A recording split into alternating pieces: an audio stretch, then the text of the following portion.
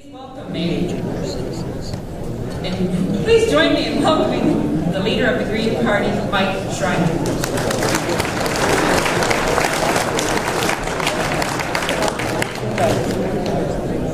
Thanks, Eleanor, for that kind introduction. I had the privilege of first meeting Eleanor in the 2010 by-election at Leeds Grenville. And the two of us immediately connected over our shared history of growing up on a farm that raised cattle and produced cash crops. And I think in subsequent conversations I've had with Eleanor over the years, I've dispelled some of the myths about the Green Party that she had and that you may have. First of all, while I love trees, I don't spend my days hugging them. And while I think Birkenstocks probably look like comfortable shoes, I don't own a pair. So today, I want to shatter some of your myths about the Green Party, because I believe Ontario desperately needs the sensible solutions and new approaches to politics that the Green Party offers. And first of all, before I get into that, I want to thank the board members and staff of the Rural Ontario Municipal Association and the Ontario Good Roads Association for the invitation to be here today and for the important work that you do. But most of all, I want to thank each and every one of you for being here today and taking time out of your busy schedules to be leaders in your community. I believe deeply in local democracy. And although we may not agree on all the details of all the policies, I believe the one thing that we can agree on is the essential role that mayors, and municipal councillors, and municipal staff play in governing our communities and strengthening local democracy in communities across Ontario. So thank you for the good work that you do. Many of the values that guide my green politics come from growing up on a farm. My parents taught me that hard work and perseverance pay off. They also taught me that you need a long-term plan that protects and sustains your natural assets to secure present and future prosperity. So today, I want to talk to you about the Green Party's primary objective, which is protecting the people and places you love by delivering on our top 3 priorities. 1, creating the jobs of tomorrow today. 2, securing your kids' and grandkids' future.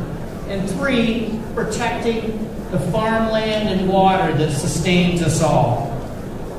I believe Ontario desperately needs a bold plan to create jobs for the 21st century, to replace the 300,000 manufacturing jobs we lost in the last decade. We need a bold vision for the future that tackles Ontario's unacceptably high youth unemployment rate, tweaking the status quo by handing out checks to the companies that have the right connection to the right ministers, the Liberals do, is not a plan that will get the job done. Nor is it good enough to say that somehow we'll magically create 1 million jobs, especially when study after study and practical experience has shown us that lowering taxes on blue-chip multinational corporations, as the PCs propose, does not and has not led to more jobs in this province. Unless you're talking about the jobs that multinational corporations have shipped overseas. And I'm not sure if it's worse to have a flawed plan or no plan about jobs, but you can ask the NDP that later this afternoon. The Green Party, on the other hand, has a bold jobs plan that believes our economic transformation must start by supporting small businesses and new entrepreneurs to create innovative new industries and good local jobs that diversify and strengthen our local economies. I will continue to push for lowering taxes on jobs by doubling the employer the exemption level for the employer health tax to make it easier and less expensive for small businesses and new entrepreneurs to create jobs. Ontario has a choice.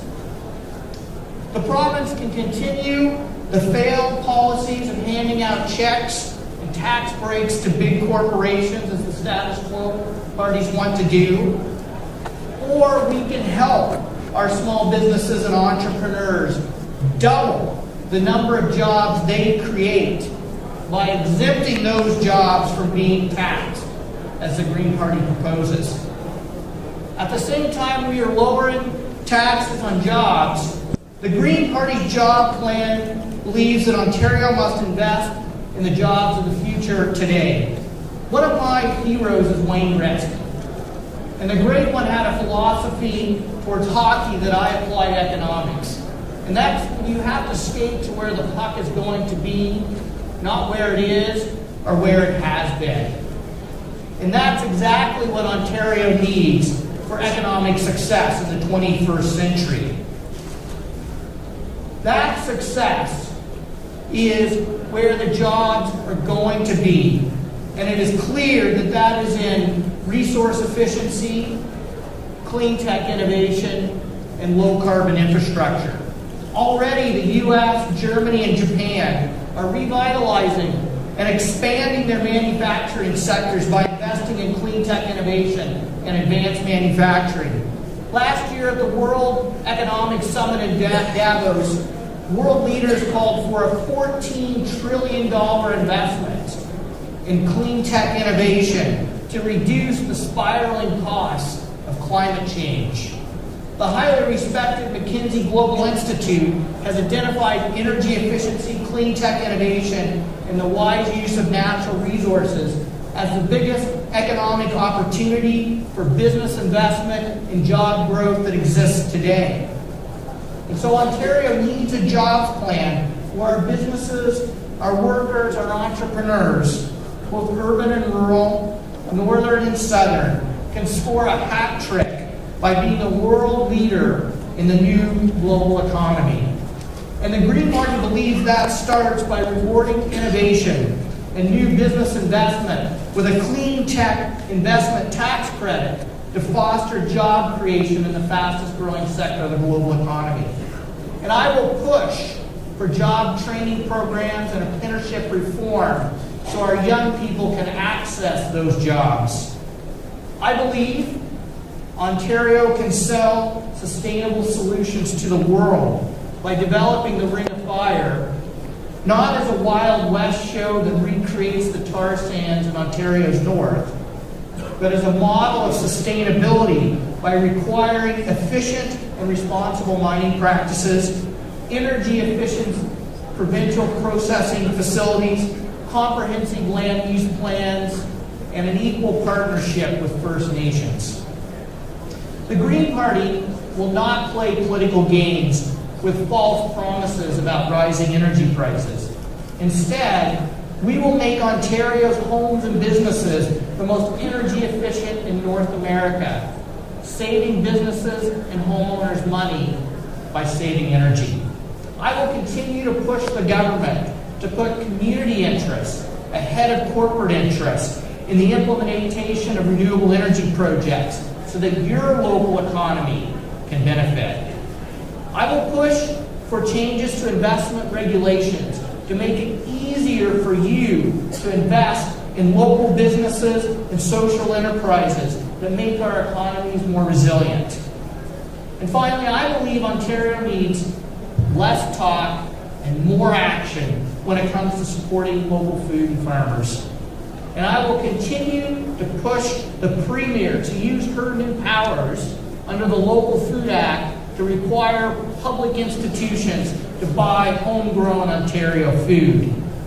And while I'm pleased with the news that Thomas Canning will be moving into the Heinz plant in Leamington, I will continue to push the Premier to establish a loan guarantee fund for homegrown food processors who need access to affordable capital to invest in food manufacturing and processing plants.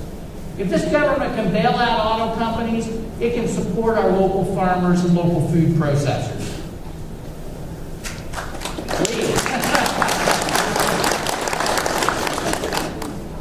Finally, the Green Party job plan believes it is essential to get our economy moving again by ending the gridlock that is grinding it to a halt. I believe Ontario desperately needs an honest conversation about funding public transit. Not just the Toronto-centric transit plans of the Liberal Party, but transit plans that support communities across Ontario, that includes expanded GO service to places like Guelph, Kitchener-Waterloo, Niagara Falls, as well as support for Ontario Northland.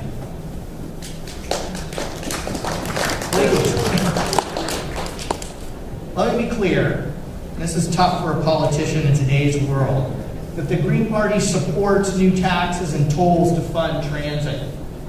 I believe the two opposition parties are doing you a disservice by suggesting that magic money and fairy dust will fund transit in this province.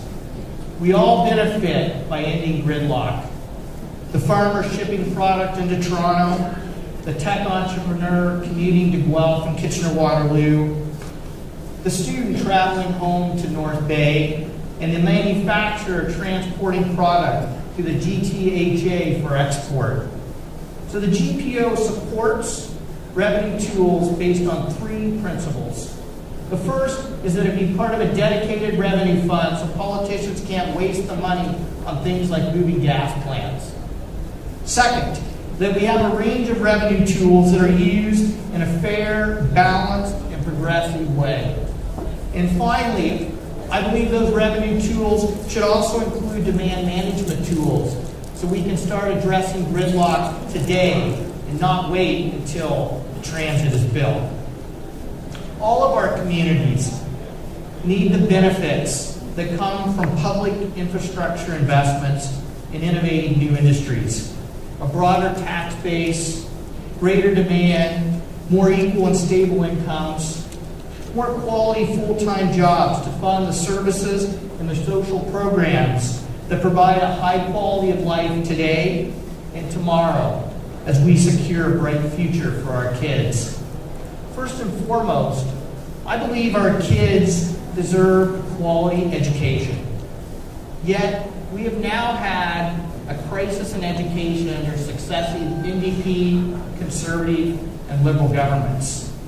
In addition to the disruptions we experienced in our schools last year, I'm deeply concerned by the number of rural schools being closed, the laying off of educational support staff, the lack of services for children with special needs, and the limited availability of special programs, particularly in our rural communities. Instead of cuts in your kid's classroom, I believe Ontario needs a frank conversation about whether we can